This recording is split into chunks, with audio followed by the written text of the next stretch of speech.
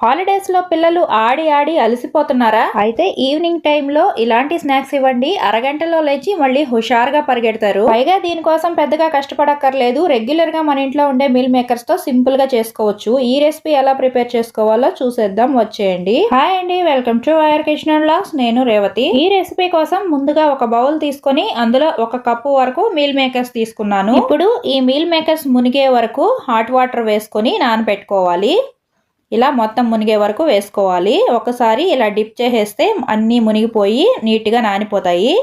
మూత పెట్టుకొని ఒక 10 నిమిషాలు పక్కన పెట్టేస్తే సరిపోతుంది. చక్కగా నానిపోతాయి. 10 నిమిషాల తర్వాత తీసి చూస్తే ఇలా చక్కగా నానిపోయినాయి చూడండి. ఇలా వస్తే సరిపోతుంది. ఇప్పుడు వీటన్నింటినీ ఈ వాటర్లో నుంచి గట్టిగా పిండేసుకొని పక్కన పెట్టుకోవాలి. ఇలా మొత్తం వాటర్ లేకుండా గట్టిగా పిండేసుకొని పక్కన పెట్టుకోవాలి. ఒకవేళ 10 నిమిషాల లోపు చల్లారకపోతే ఏం పర్వాలేదు. ఆ నీళ్లు వంచేసి చల్లనీళ్ళు పోసుకొని గట్టిగా పిండేసుకోవచ్చు.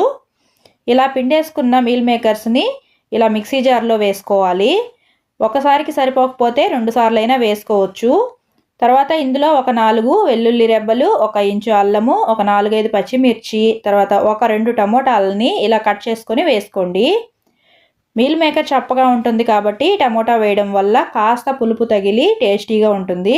ఇలా మెత్తగా గ్రైండ్ చేసుకోవాలి. వీలైనంత మెత్తగా చేసుకోండి. ఇది ఎంత మెత్తగా చేసినా కాస్త కోర్సుగానే ఉంటుంది కాబట్టి మెత్తగా చేసుకోండి. ఇప్పుడు ఇలా మిక్సీ చేసుకున్న మీల్ మేకర్ పేస్ట్ అంతటిని ఒక మిక్సింగ్ బౌల్లోకి తీసుకోవాలి.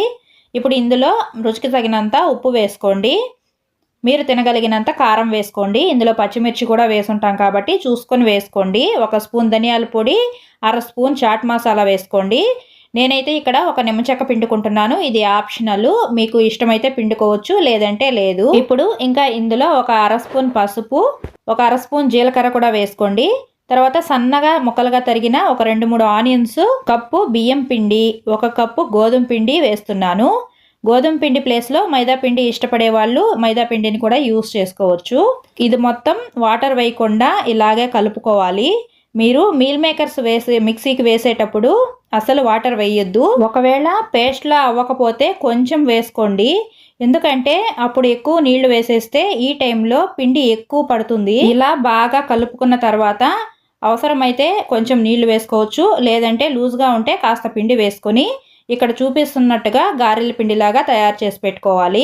తర్వాత పొయ్యి మీద ప్యాన్ పెట్టుకొని ప్యాన్ హీట్ అయ్యాక 1 స్పూన్ వరకు ఆయిల్ వేసుకొని ఇలా మీకు కావాల్సిన సైజులో పిండి ముద్దను తీసుకొని పెనం మీద అట్టులాగా వేసుకోవాలి. లేదంటే పిల్లలకు నచ్చేలాగా చిన్న చిన్న గారెల సైజులో చేసుకొని అవి కూడా పెనం మీద ఇలాగే కాల్చుకోవాలి. అంతేకాని నూనెలో వేసి గారెల్లాగా డీప్ ఫ్రై చేయడానికి ట్రై చేయకండి, విడిపోతాయి. మనం ఇక్కడ తీసుకున్నది మీల్ మేకర్స్ కదా, మీల్ మేకర్స్ కి బైండింగ్ చాలా తక్కువగా ఉంటుంది. మీరు ఇందులో పిల్లలకు నచ్చే వెజిటబుల్స్ కూడా యాడ్ చేయొచ్చు.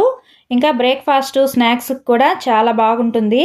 పొద్దున్నే ఇలాంటి రెసిపీస్ పెట్టినా కానీ పిల్లలు మంచి హుషారుగా ఉంటారు రోజంతా. పిల్లలకే కాదు పెద్దవాళ్ళకు కూడా ఒక మంచి ఎనర్జీ బూస్ట్ లా పనిచేసే ఈ రెసిపీ మీకు నచ్చితే లైక్ చేయండి, ఛానల్ని సబ్స్క్రైబ్ చేసుకోండి. మరో మంచి వీడియోతో మళ్ళీ కలుద్దాం. Bye friends.